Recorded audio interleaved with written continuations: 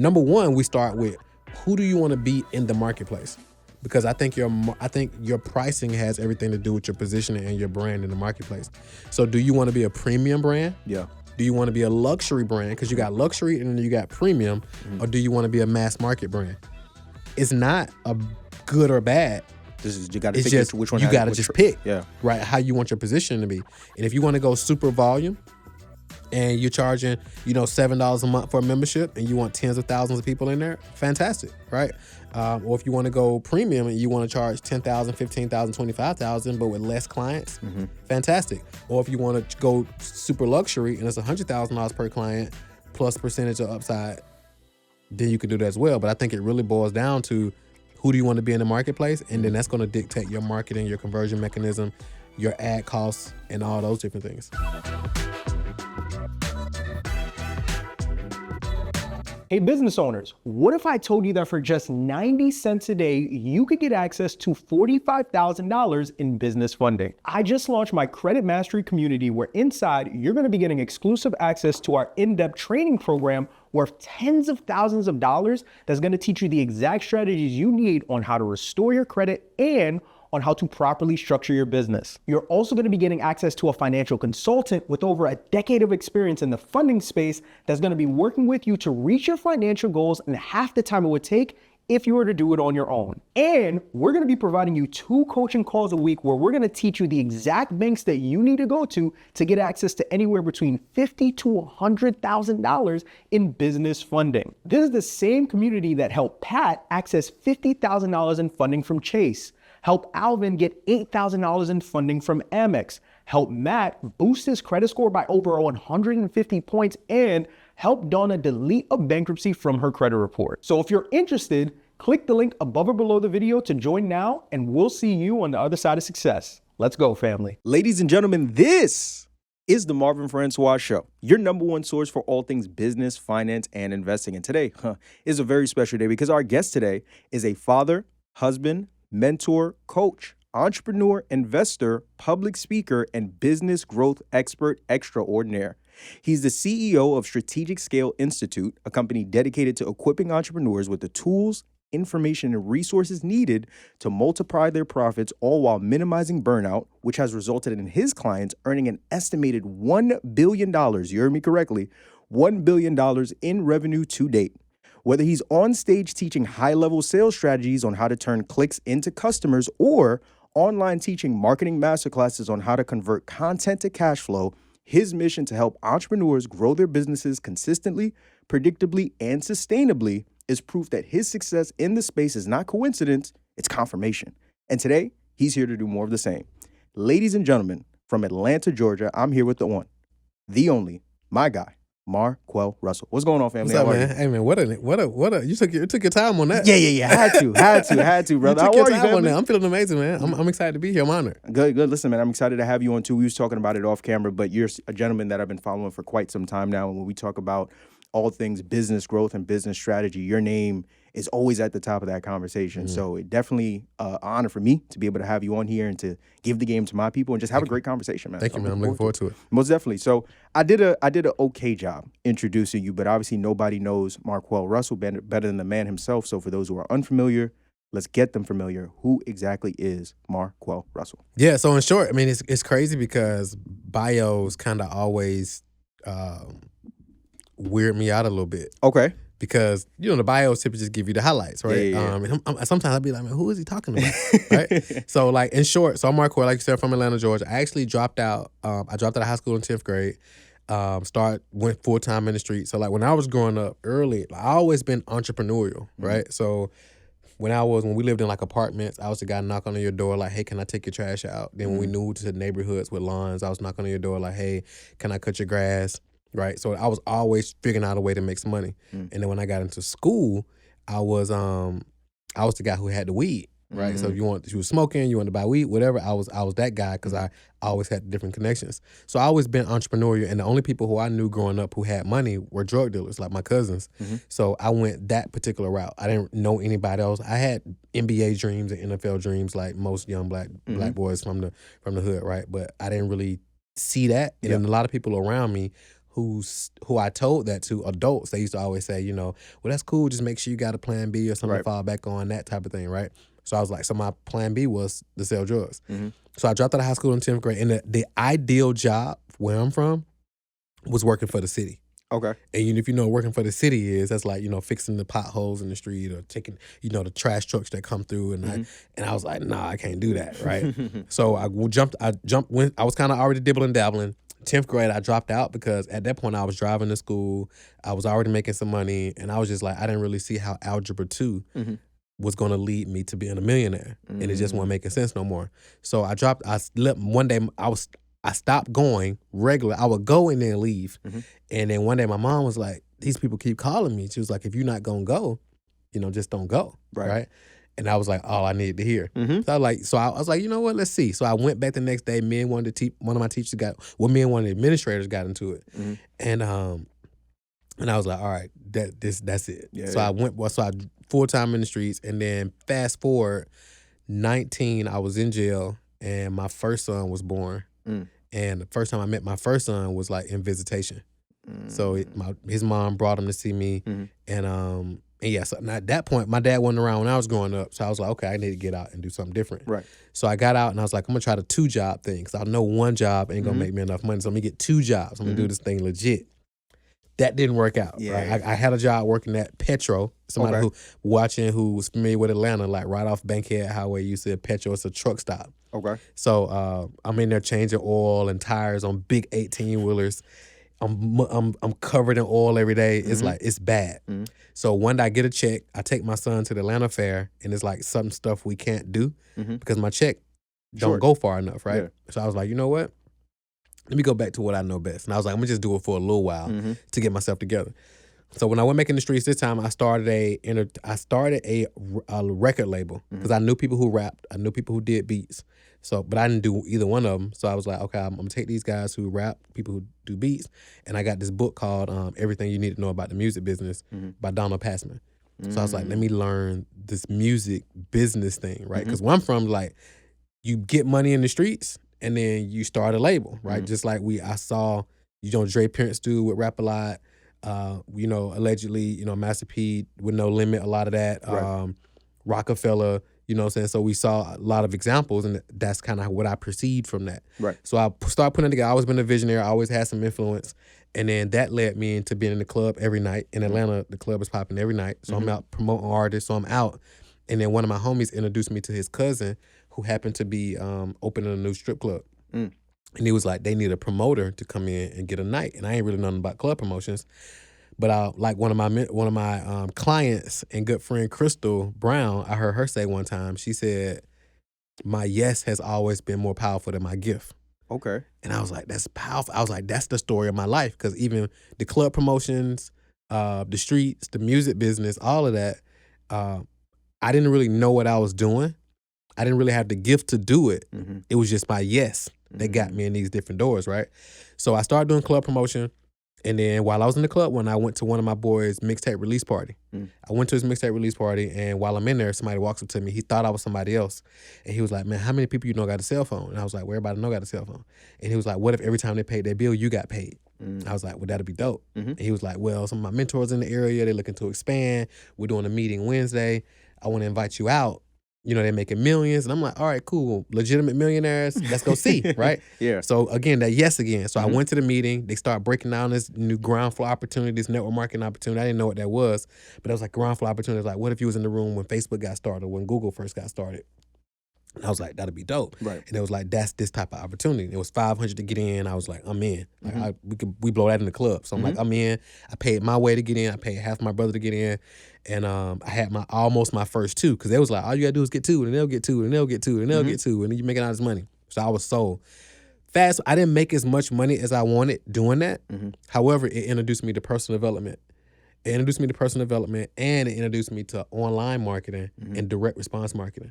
So I went into that full throttle because I needed to learn how to market to build that business, because my circle then wasn't interested in doing like legitimate business. Right. Right. So I went all in on that. Fast forward a little bit. I actually we started teaching other businesses how to get leads. We started off teaching network marketers how to get leads for their business and how to recruit people. And then I found like this massive gap that most businesses go out of business because they don't know how to consistently get clients. Right. So we went all in on that, started a company called Client Attraction University. And we probably helped over 3,000 businesses, with their marketing and their client attraction process, just clients that we work with. And that company became an Inc. 5,000 fastest growing company. And then throughout that process though, we had to learn how to scale businesses, right? So we learned how to market. We learned the marketing. We learned the sales. But that's just a small piece of actually growing a company. So then we discovered that it's actually 8 pillars, which we came up with this process called a predictable scale flywheel. It's actually 8 pillars that you need to build a business that's profitable, scalable, sustainable, enjoyable, and sellable if you decide you want to sell. Because as we was helping these businesses get more clients and generate more revenue, sometimes their business would implode because they didn't have team, they didn't have systems, they didn't have infrastructure, the financial frameworks, and that type of stuff. So we had to help them install those things as we learned it because nobody else was teaching it. So I had to go out and like put these things together and create these different operating systems. So that birthed Strategic Scale Institute, where now we focus on helping businesses build companies that can actually run without them. Man, that was a very great way to break it down. Very, very, very great storytelling in and of itself. So I want to unpack that a bit, right? Okay. Long journey to get to this point. People see, one of your titles, the king of client attraction, but like you said, it wasn't just wake up one day and it's like I'm making all these millions. It was a long journey for you to get there. You talked about being in the streets, falling back, trying to do the right, but constantly finding yourself back in the streets. What was it about online marketing that was finally this switch that flipped? Was it the money? Was it more about the impact that you were having? Was it about the space and everything that you were learning? What was it about that finally was the last time you were like, okay, I'm retiring from this lifestyle and I'm all in on helping these kind of businesses? So for me, it was definitely the money. Okay. At first. I ain't gonna lie to you. I ain't gonna come in here and be No, like, hey, we gotta be honest. Yeah, I ain't gonna lie to you. I ain't gonna come in here and be like, hey, man, it was all about helping people. Like, I always been a helper, but it was about some money. Yeah. And the thing that clicked and made me go all in on it was I was still like in the streets, but I was still trying to do the network marketing stuff and the online stuff. Got you. But that was my for sure money. Got you. You know what I'm saying? However, I got locked up one day. I had a warrant. I was driving. I had my son in the car with me and got pulled over. And I had a warrant that I didn't even know I had. Wow. So I they took me to jail. I'm sitting in the holding cell. And I had been here several times before, so this wasn't I wasn't your first rodeo? It wasn't my first rodeo. Yeah. But at that point, you ever been to that point in your life where you like, man, it's time. It's time. Yeah. You know what I'm saying? I'm like, I just done this too much, right? I had been getting in trouble since I was like 15. You know what I'm saying? So I was like, I'm just tired of this. And like the cats in there, they're kind of excited about being there. They're more like, hey, man, just get me upstairs. I know such and such upstairs. Just get me to the room.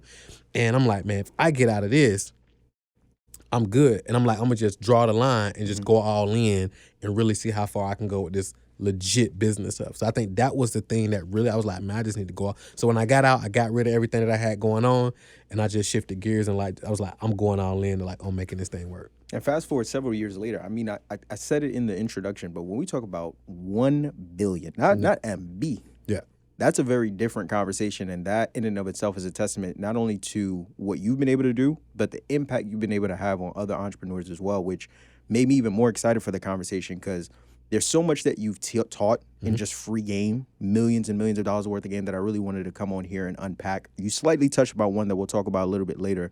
I want to start off on the marketing side. Okay. I feel that you have expertise in with a framework that you've coined that I've heard you talk about quite a bit that I really wanted to break down on this podcast, the client attraction flywheel. Yeah.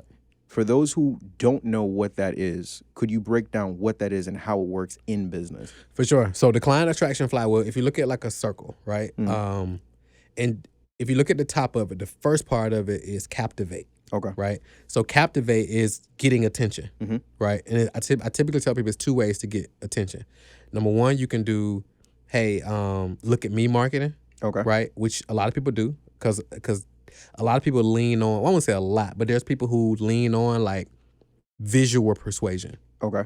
Right? Showing, here's my car, here's my thing, here's my that, here's my that. And I'm not saying it's wrong, but that's just one way to do it. So that's like lifestyle marketing. Lifestyle marketing, Gotcha. right? Okay. So that's one way to do it.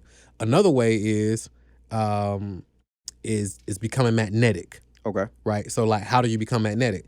Showing people that you actually are great at what you do and help people solve their particular problem. Like you do it amazingly on your YouTube channel. Yeah. It's like you're magnetic because people know that when they come on there, they're going to get legit value. Right. It don't matter how much you show off or whatever. It's like you can't deny when it's legit gems, right? So first of all, we want to captivate.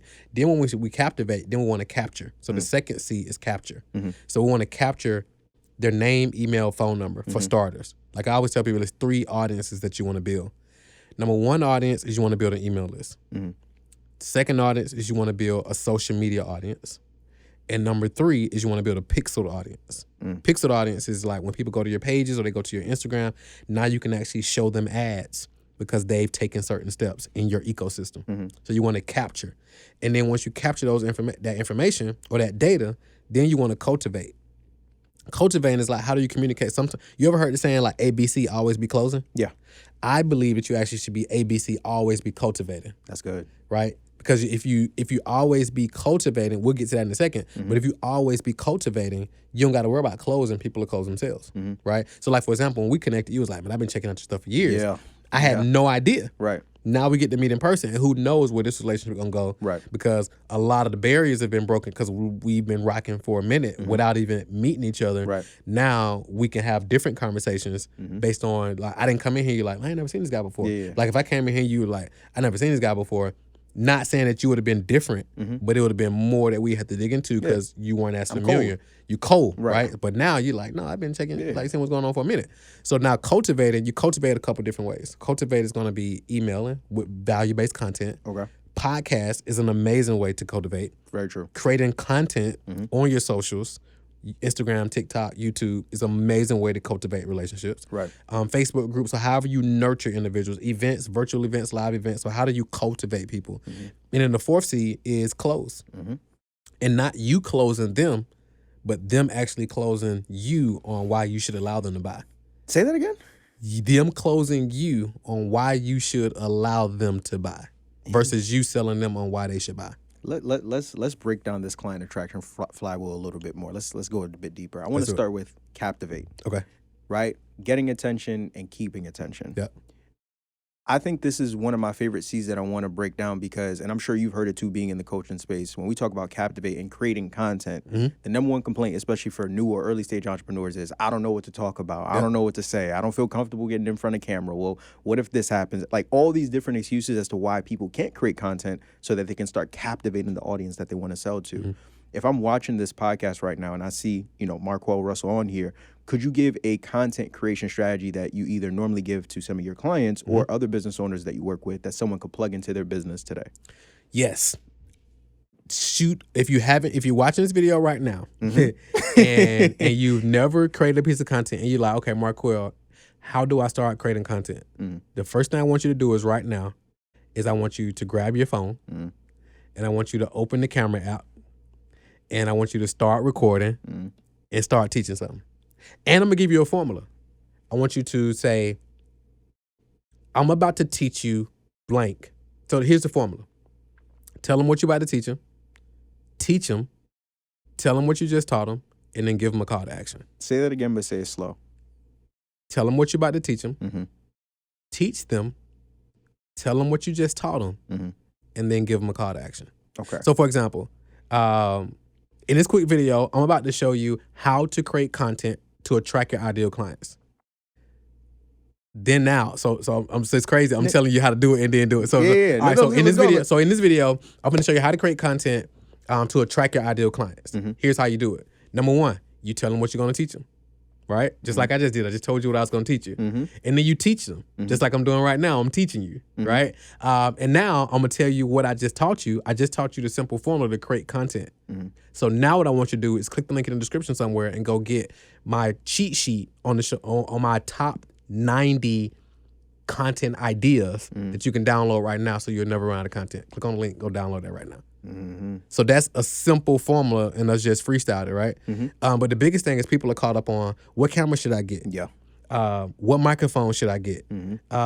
What about like none of that stuff matters. Like nobody cares about any of that stuff. Like people only care about people. A lot of times people think that people care about them more than they think they do. Like people don't care about your hair. People don't care about what shirt you got on.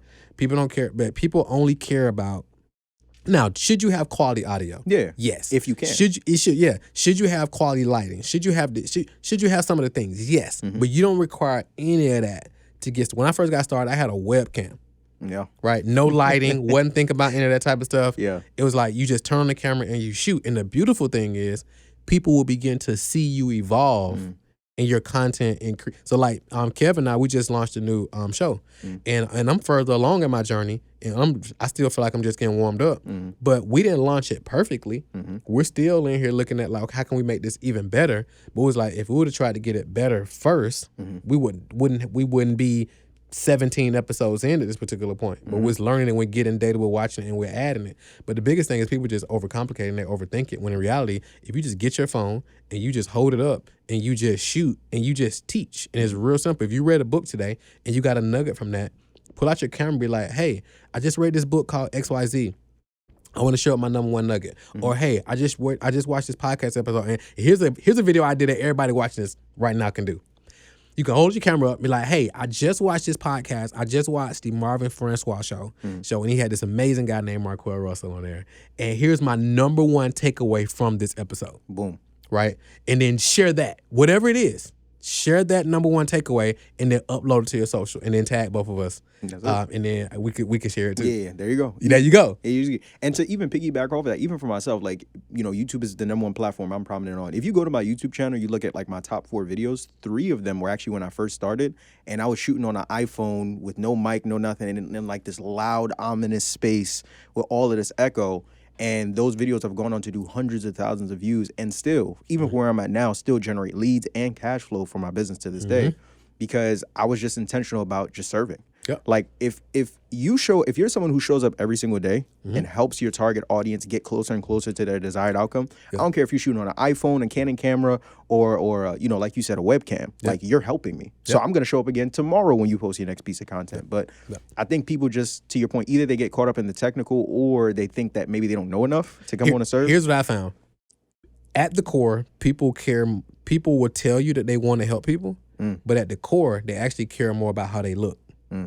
So they'll say, well, why don't you shoot the video? I want to help people. Because I'm from the room. How many of y'all want to help people? Oh, everybody raise their hand. All right, cool. Why you ain't shooting videos? I don't care. I don't like how my voice sound. I don't like how I look on camera. I don't. And I'm like, everything that you said is about you. Nothing was about serving the people. Because if you genuinely cared about serving the people, you would shoot the content.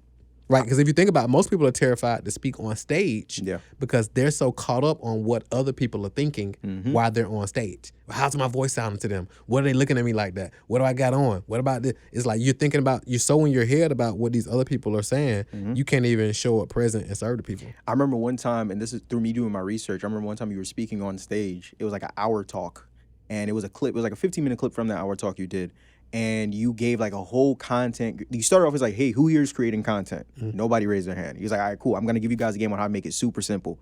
You gave like 10 minutes of like literally breaking it down from like hook and call to action and how to find value. And everyone was like, hey, do you guys receive value from that? And everyone was like, oh, yeah, it was amazing. Then you asked them, okay, who's going to start creating content today? Nobody raised their hands. And in that moment, I'm like, oh, okay, cool. It's not that you guys don't have the information. It's just you're in your own way. You in your own way. Like, it's crazy, but, I mean, once again, it's just the space we're in. Yep. And the smarter people are, the harder. So Harvard Business Review has an article on this about teaching smart people. And it talks about the fact that it's harder to teach smart people. So I have clients that are MBAs, doctorates, the whole nine. And typically what I found is that, and this ain't no shade to nobody, but what I found is that the more educated people are, traditionally educated, the harder it is for them to actually learn. And then because learning is actually in the doing. Not in the consumption of information. There you go.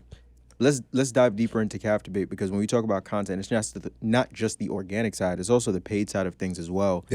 Once again, just going back to a lot of what I hear. I'm not even in the coaching space and I hear this, so I can only imagine how many times you get it in your DMs and email and just people that you speak to at events.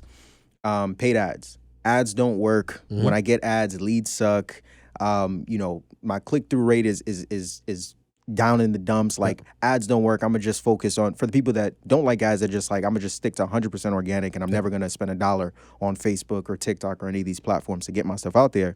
Yet there are multi-million and billion-dollar companies, some that you've worked with, that are pumping in hundreds of thousands of dollars on these platforms every day. So Yep. there's a disconnect here, Yep. right?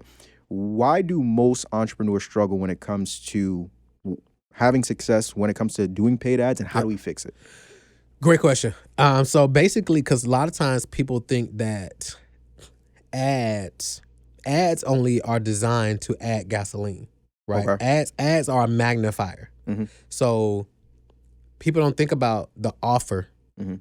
right? So it's like, if you don't have the right offer, it don't matter how much money you spend on ads, Mhm. it's not gonna work. Mhm. If you don't have the right conversion mechanism, so like when they click on your ad, where do you send them to?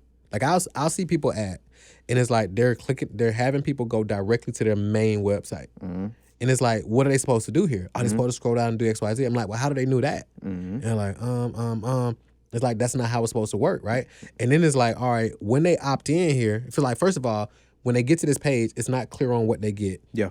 This page is not telling them the same thing that they heard in the ad. Mhm. When they opt in, they land here, what happens, right?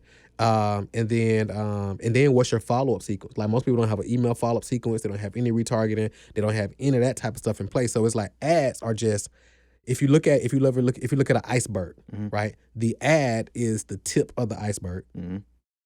Everything else that makes the ad work is literally the rest of the iceberg. Right. So you got to have, first of all, you got to have the mentality of an investor. Mm. A lot of people run ads as a gambler, not an investor. So they're not thinking about, okay, what's my immediate ROAS, my return on ad spend, Mhm. but what's my ROAS 30 days, 60 days, 90 days, a year from now, 2 years from now, right? They're not thinking about that because they're just thinking about it from a gambler standpoint, not from an investor standpoint, because ads are the best way to grow your wealth, Yeah. right? Because if you think about it, you can get a 200, 300, 400% ROAS, return on your money, every 30 days. If you have the right strategy. If you had the right strategy. Yeah. So like, there's other ways you can invest. Of course, you got crypto, you got Forex, you got the stock market, you got different things, but predictably that you can control, real estate, whatever, nothing can outperform well done ads if you do it the right way. But again, it's a more holistic approach when it comes to doing ads. And a lot of people think it's just a matter of going in there,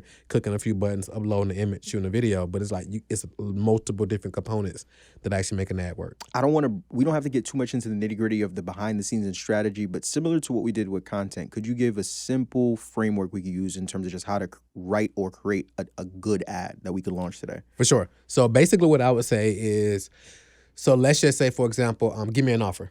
Let's say I have a coaching program for $1,000. All right, so a coaching program for $1,000. So what I would do in the ad, what's the coaching program about? I help real estate investors who are struggling to find their first property. Perfect. Yeah. So I would shoot an ad and I would say, you help real estate investors Who are struggling to find it. So like, you're an aspiring real estate investor. aspiring. Perfect. Yeah. So I may shoot an ad, and the video may say, so the video may say, all right, cool. All right, so I would start off just like this. So I would say, there's a lot of real estate gurus that's out here telling you that you can do all these different ways to actually do real estate. You got fix and flips, you got wholesaling, you got multifamily, you got, and the list just goes on and on. Here's the bad thing: most of these real estate investors haven't ever done a deal. They only teach, and a lot of them aren't telling you the truth about the real estate market right now. So if you're an aspiring real estate investor and you haven't done your first deal just yet, click on the link right now, and I'm gonna give you my 3-step checklist. I'm gonna walk you through step by step exactly how you can actually land your first real estate deal in the next 90 days or less. I'm gonna give you this 100% free. Once you check it out, if you want me to talk about how I can help you, you'll see those details, but I want to give you this sheet so that way you can prevent going to pay somebody tens of thousands of dollars to learn something that they actually haven't done yet. So go get the cheat sheet right now. I've used this to do 45 deals, and it helped me do my first deal even when I was working a full-time job, and you can get it for free right now. Click on the link right now, go get it. So boom. So that's the creative. So in the creative, so like when you're doing an ad, you got copy, you got creative, you got your conversion mechanism, right? So your copy, those are the words in the text part, and your creative is whether you're using a video or image, and then your conversion mechanism is where they go on when they click on the ad, right? So when they click on the ad, they're going to go over to a page. It's going to say free video or free 1-page cheat sheet gives you the simple 3 things to do to get your first deal in the next 90 days or less. So now when it comes to ads, it's a term called ad scent. SCENT. So it has to be congruent with what they just saw in the ad.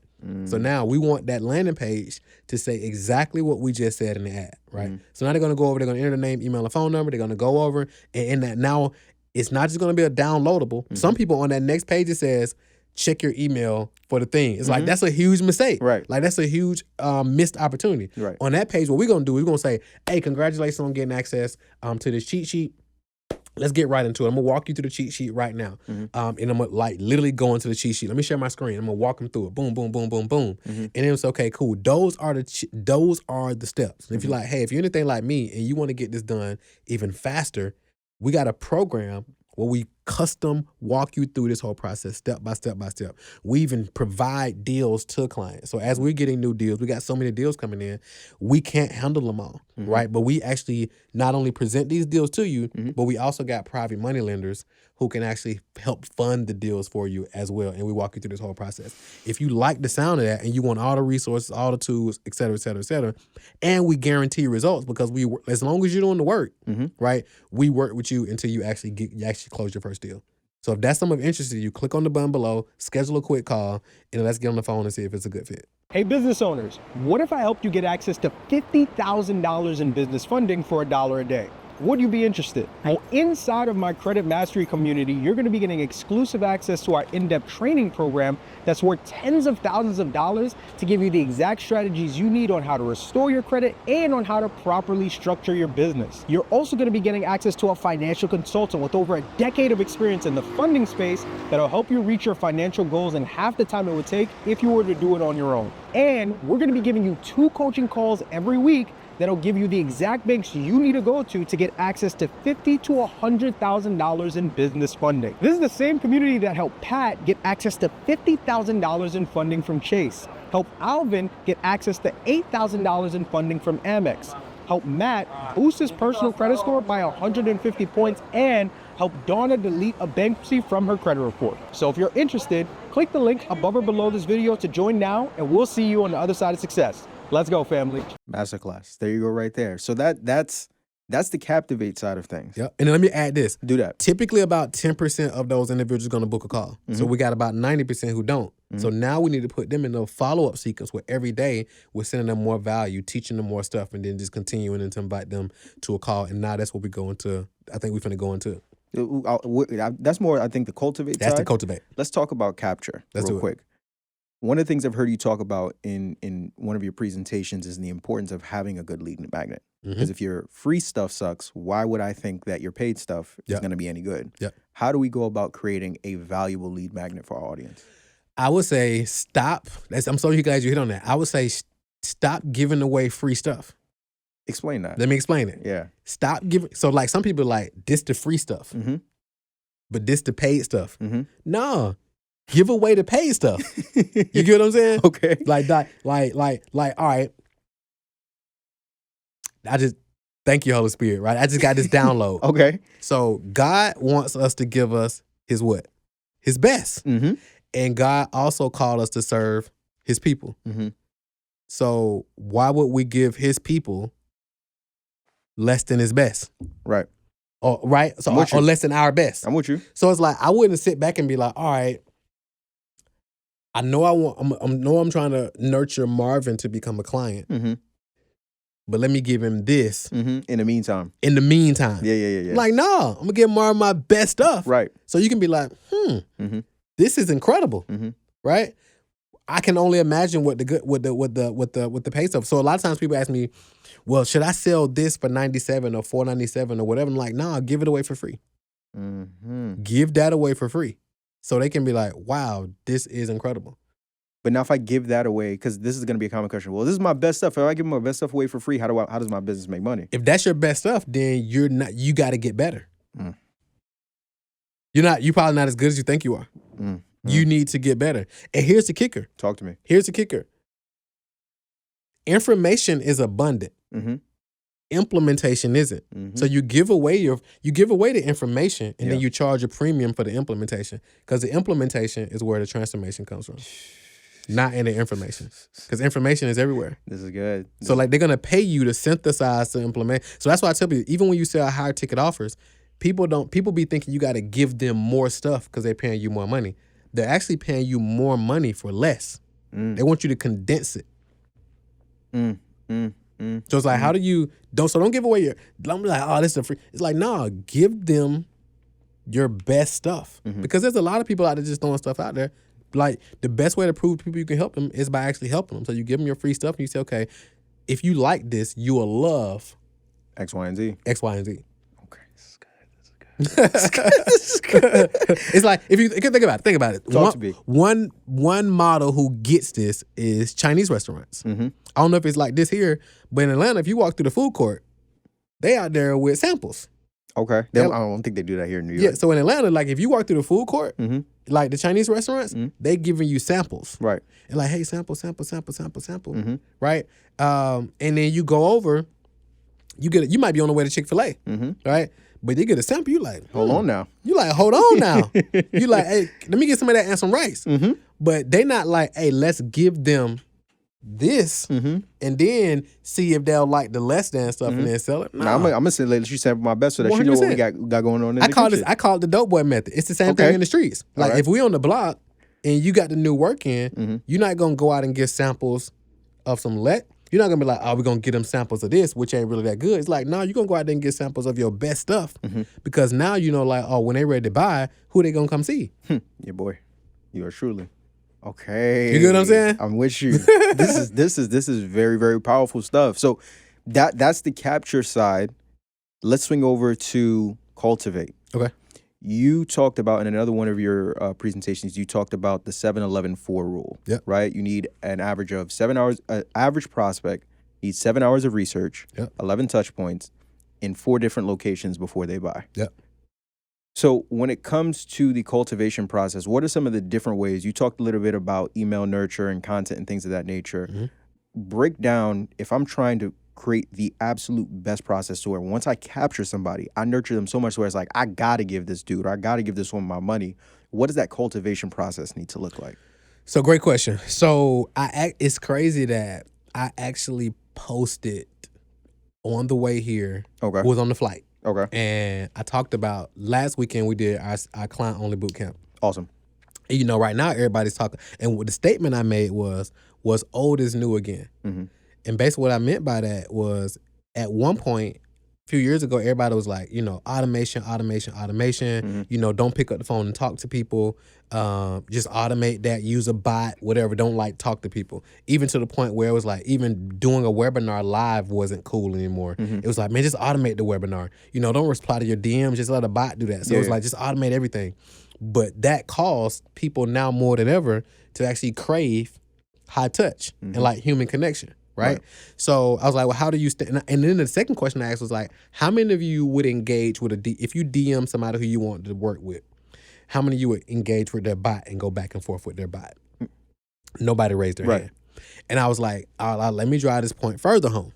I was like, when you call customer service and that AI assistant pop up. 0. Right. Representative. That's representative. Bro, listen, I literally said, when y'all call support, and they're like, hey, I'm such and such. I can help you. What do y'all normally say? The whole room said representative. Exactly. So I'm like, well, if that's the case, why are you believing that you can deal with humans like that? Just because some influencer said that's the way to do it, right? So now let me go back to your question. So how do we do it? So let's say we run that same ad, same business. We run an ad. We're teaching people how to get their first real estate deal. That's their first touch. When they saw that ad, they click on the link. That's another touch. They opt in. They see another touch. Yeah. Now, guess what? When they opt in, they're going to receive an email. They're going to receive a text message to give them the thing that we told them, and somebody's going to call them. Some people like call them. Yeah. Some people going to call them. Hey, what's up, Marvin? I saw you download the thing Kev just shot. He put out the video, showed you how to get your first deal. Saw you download it. Man, I'm on Kel's team. I work directly with him. Want to make sure you actually got access to the download. Oh, man, I haven't even checked my email yet. All right, cool. Well, are you able to check now or when you got a second? Like, I want to just make sure you got everything you need. All right, let me check my email real quick. Perfect. By the way, while you're doing that, what actually made you download it? Mm-hmm.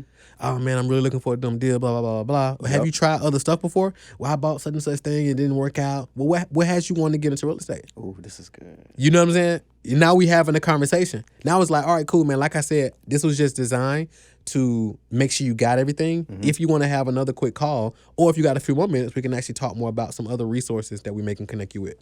You got a couple minutes? And if that point, they're like, well, yeah. Or they may be like, well, I don't got a good time now, but I'll reschedule. Either way, it's cool. And they say, well, this ain't a good time. All right, cool. This super cold. This ain't really a good time. I just stumbled across y'all. Not really right now. All right, no worries. I want to just confirm your email. What's your email? Marvin@gmail. Perfect. I got some other resources that that Kev did. I'm going to send you over an email with these videos so you can actually check those out. And I'm gonna add my phone number to that email as well, so you can check those videos out and just shoot me any questions you got. How's that? Can I share 2 quick stories with you that line up perfectly with that? Yep. I'll start off first with, so even in my own business, right, we have a community offer that we recently launched, and I was trying to figure out all the different ways to like improve like conversion. Like lead gen has never really been a problem for me. Once I get people in, okay, how can I turn these people into members of my community? So we created an SMS sequence, and when I was pitching the idea to my team, I was like, okay, I got an idea. Once they get my free value resource, I'm going to have the first automated SMS that goes out, ask them like, hey, what kind of business are you looking funding for? And I personally am going to swoop in and have a conversation with them. And they was like, you're crazy. Like, what? You don't have to do that, automate that. I'm like, bro, I got it. Trust me. So when I swooped in, literally, once I would like start to have conversation with people, the first question on them asks is this a bot? Is this a bot? Yep. So I had to like let them know, like, no, this is really me. Yep. And immediately it was like, okay, cool, I'm ready to join. Yep. Like right away. Right away. Well, that was one example. Another example, I had another colleague of mine in the funding space, and he recently launched a community as well. He was able to scale his like really, really fast. So I was asking him like, hey, what are you doing to get all these people in your community and more importantly, keep them there? Because retention was like his churn, and for those who don't know, that means the percentage of people that are canceling every single month was like 3 to 5%, or like a $50 a month offer. He was like, the only thing I did differently was that when people would join my community, 5 minutes after they joined, I would have somebody on my team call them right away and just make sure they were set up. Yep. That in and of itself, like, because once again, to your point, because we're in this AI automated space, people are so used to talking to, bots and everything else that they don't think they're going to get a real person. A real person. So now you can actually have the upper hand when you have someone on your team reach out and just have a 5-minute conversation. Hey, are you good? By the way, tell me a little bit about yourself, because now people are emotionally invested in you and the brand. It's like, I'm locked in. I'm locked in. I'm staying forever. Because what we know about humans want to be seen and heard. Yeah. It's like if they don't feel seen or they don't feel heard. Like Kevin tell you, so we got a show called the Strategic Scale Show. In one of our first episodes, I did a deep dive with this young lady, and she has a massive membership. And we talked about churn. Cassandra Smith. Exactly. Yeah. So I was like, so we sat down in Cassandra's business and like did a full deep dive, because Cassandra's a client, and we did a deep dive and was like, let's just do it on the show. So we just did it on the show, and we dove into the whole thing. And one thing that I was like, look, we need to have, every member should have a concierge, and the concierge can have more than one client, more than one member. Every person who enrolls should get a phone call. And she was like, what? Like, how do you do that? And I'm like, yeah. Because now they're like, wow. You care. You care. Yeah. It's not just, because it's $50, but it's like that $50 could mean the world to somebody. For sure. Some people are like, man, it's just $50. It's like, no, that 50 could mean dinner. Yeah. For a week for some people, right? So we just can't, just because we get to a point where it's like we're making all this and we're doing all this, we can't like minimize what somebody else, and that $50 could lead to $50,000. But just because you missed, that $50 could have been a test to see how this worked, but you don't know. But because you mishandled them, they know you're gonna mishandle them with $50,000. That's it. This is good. This is very, very good.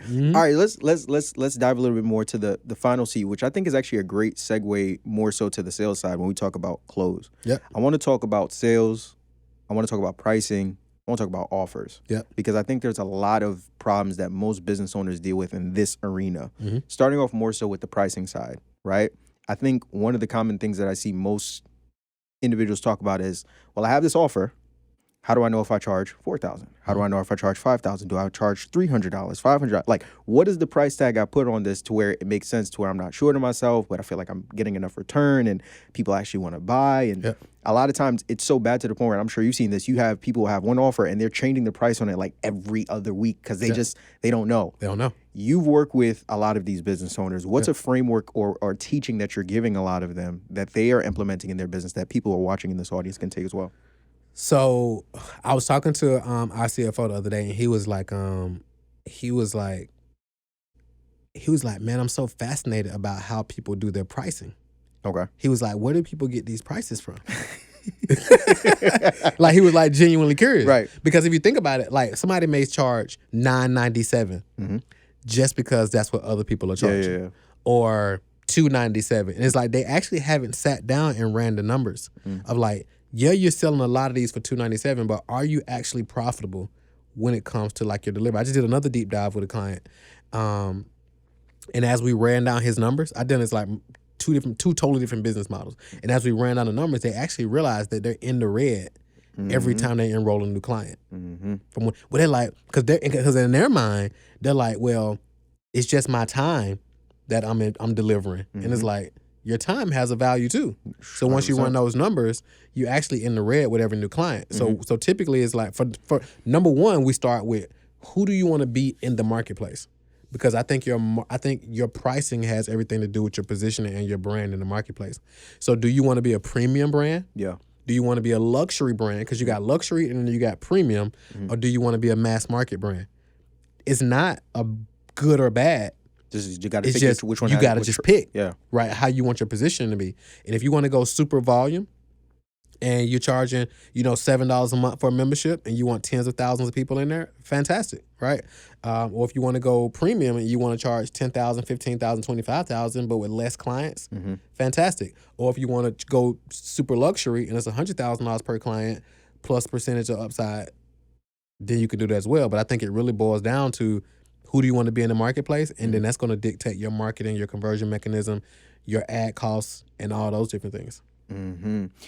To piggyback off of that, you also have another framework that you teach called the elevator model. And you kind of touched on it earlier where it's like, why are you selling people the $47 thing? Yeah. If your $4,700 thing is what's actually getting people the results.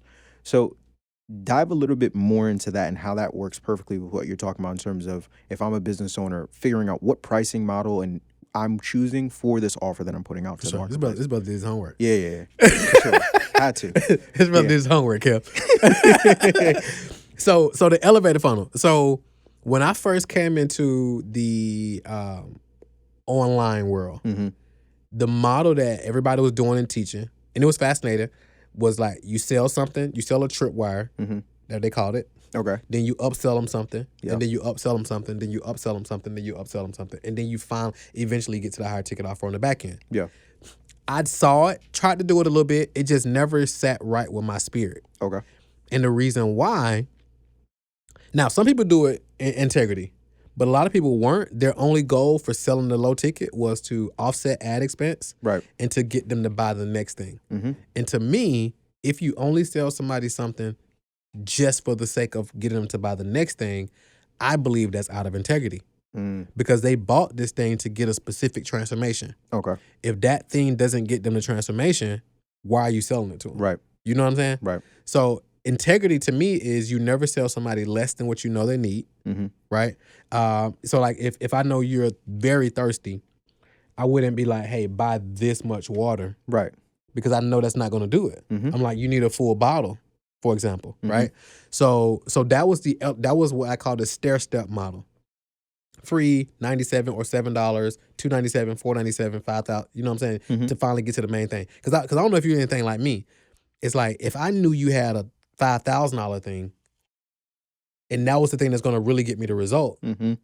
Why would you sell me the $50 thing if you know that was the thing? I remember you had a great analogy for it too. You talked about like you don't go to a car dealership and then they sell you a book about the car. Yeah. And that they sell you a DIY about the car. Like, no, you're here They to buy a car. sell you the car. They sell you the car. Yeah. They sell you the car. You know what I'm saying? Right. So it's like they sell you the car. So it's like, all right. I was like, all right, that's going up the stairs. Right? It's the slower way. Yeah. Now, there's nothing wrong with stairs. So if we go to a hotel, we go to, the Ritz-Carlton or whatever. Right. and we're on the 30th floor. Mm-hmm. We can go up the stairs, right? And we make it. It's just Mhm. going to take us longer, right? Mm-hmm. The faster way is what? To go up the elevator. Yep. So that's why we create the elevator funnel, because we want to get the client to the ideal outcome as fast as possible, right? And then I also found that when somebody buys like a lower ticket type of thing anyway, Mm. only about 3% of them actually even log in. Mm. So that hinders me helping them get to the transformation. Right. So I'm like, if I can invest more in the transformation, even if they have to invest more a little bit, and we can take them through the elevator and get them fat. That's why when I did the ad example, I did an example of the elevator funnel. It's like you go from an ad, you click on ad, you opt in, you get the video. Hey, let's have a conversation about the real thing. Let's not penny pinch you or none of that. This is good. The biggest risk that most entrepreneurs take is trying to build a successful business without funding. But that risk is a reality for 1 out of every 3 entrepreneurs because their personal credit isn't where it needs to be in order for them to access that capital. Now, the truth is you can close the gap between where your business is versus where you want it to be by leveraging business credit. But if your personal credit report is poor, 99% of banks and lenders are going to deny you from doing so. And I should know, because a couple of years ago, I leveraged my personal credit report to get funding from Chase to start my company. And now that very same company, Takeoff Financial, is serving entrepreneurs just like you that are looking to restore their credit to get access to 5 to 6 figures in funding. So if you want to go from risk to reward, click the link above or below this video to schedule your free consultation so that we can restore your credit and put you in position to access capital to build the business of your dreams. What is the 747 framework? So this brother, he don't play, Cal. So the 747 framework. So it's basic. It boils down to, if you think about it, a 747 jet. Mm-hmm. It has 4 engines. Yeah. Right. And if one of the engines was to go out, the plane could actually still fly. Okay. Right. Mhm. But it just wouldn't be optimal. Mhm. In business, a business has to have 4 engines as well. Right. It has to have, in simple terms, it has to have a marketing engine. Mhm. It has to have a sales engine, right? It has to have a delivery engine, and it has to have an operations engine. Or delivery and operations can be in the same, Okay. but it has to have a financial engine. Okay. So like, what's happening with the finances? Can a business run without one of those engines? Mm. Yes. However, it won't be optimal. It won't operate till its fullest capacity. Mhm. Just like the 747, it can fly, but it won't operate to its fullest capacity. It's kind of like if somebody, like if let's say somebody has 2 legs their entire life. Right. If they lose a leg, they can still operate on one leg, Mhm. but would their body be able to operate to its fullest capacity? No. And it's like even in your body is made up of different systems. Like if one of your systems go out in your body, like, and we've seen it even in the medical world, it's Mhm. like your body can still function, but it has to overcompensate for the area in your body that's not working the way that is not supposed to, that it should be working. So it's the same thing in business. You got to have these different engines. The reason why I asked that is because I saw you made a post where you talked about how, you actually wanted to retire the title of King of Client Attraction Yeah. because people kind of took that and ran with it as like, oh, he's just sales and marketing. Yeah. And it's just like you guys get so much more into just the granular side of Mhm. what it takes to build a successful business. So when we talk about the 747 method and that, like, once again, you have these 4 engines and Yeah. could a business run out without one? Yes, but would it be optimal? No. From your experience, if we're just talking about people that are trying to get to that multi-6 figure, like I'm talking about like early stage entrepreneur, what is the biggest thing that you see that is missing from that 747 jet that they're running that's keeping them from getting there? I think the biggest thing they're missing is pump faking. Like, What's pump faking is getting ready to get ready.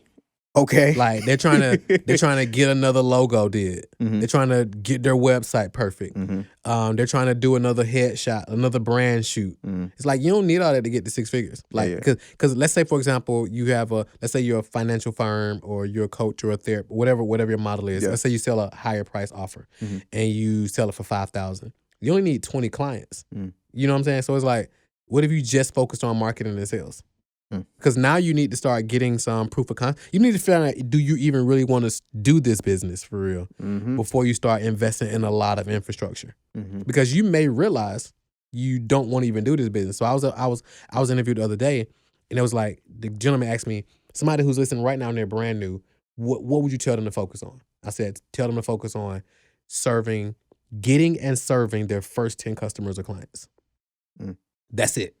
You don't need an ad to do it, right? You don't need a big following. You don't need a podcast. You can open your phone right now and find your next. You can pick up your phone right now, Yep. right? And call and make 10s. If you're not willing to do that, you probably should stay off of the court. Yeah. Right? Because you're gonna just pump fake. But I need a podcast, and it's gonna take you 90 days to get your podcast started. And then now you got 1 people viewed it. Now you mad. And it's like, no, you've been doing this podcast how long? 2 years now. 2 years. Right. And you was doing your YouTube how long before you launched the podcast? 6, 7 years. So you've been building this platform Yeah. for 7 years. Yeah. But somebody will see your podcast and they'll be like, I want that. And it's they'll go buy a podcast course and they'll think because it didn't pop off and they don't realize, and they'll hear, oh, he only been doing it 2 years. It's like, no, he been building this platform 7 years. You're like, that's almost a decade. Most people would never do that, right? But it's like, pick up your phone, send out some DMs, start some conversations, focus on that. And I would say, if you're trying to get to 6 figures, figure out what's the most you can charge for your one thing. Don't try to sell multiple things. Pick one thing that you want to sell. What's the most you can sell it for? Who is the ideal client? And sell a handful of those. That's it. Marquell Russell. This was easily one of the more fruitful conversations that I've had. Whenever you see Josh nodding in the corner, we did good. We did good. Man, I appreciate you so much for coming on here, brother. Thank you, man. I said it off camera, said at the top, I'll say it again. I've been following you for some time. You've been cultivating, right? This meeting that we've had here today and the fruit that is born, not just for me, but I know for everyone that's watching at home. Wow, is stupendous. I appreciate you immensely. I know we got to get you out of here. Before we do, any closing words for people who are listening, and of course, let the people know where they can find you and what you have going on. Your camera right there. Yeah, for sure. So I would say it's real simple. So whatever your favorite social media platform is, connect with me there. If you're on Instagram, connect with me there. My name is just Marquell Russell, Marquell Russell. Shoot me a DM. Let me know you was on the show with me and Marvin. I'd love to connect.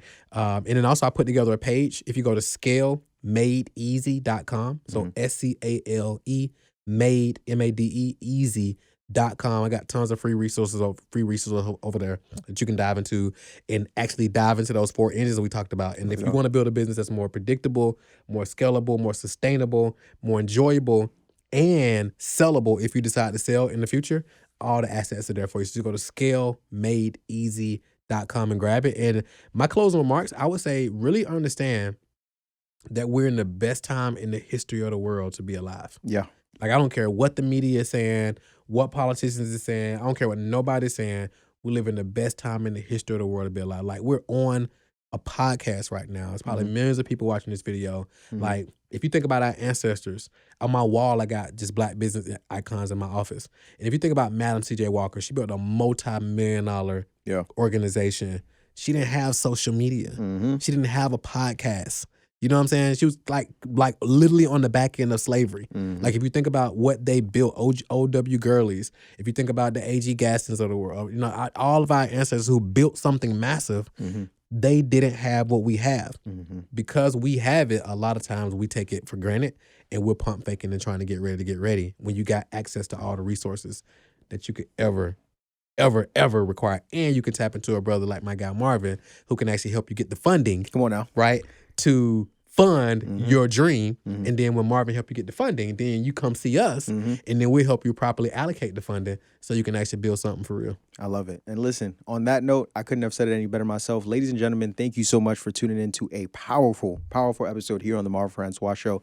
And if you haven't already, what are you doing? Take a second, take a minute, take an hour out of your day right here, right now to go ahead and hit the like button, show this episode some love, and tell a friend to come back and rewatch it again. But as always, my name is Marvin Francois, Marquell Russell. Y'all have been good. We've been great. This has been amazing. And as always, family, thank you and God bless. Peace. Peace.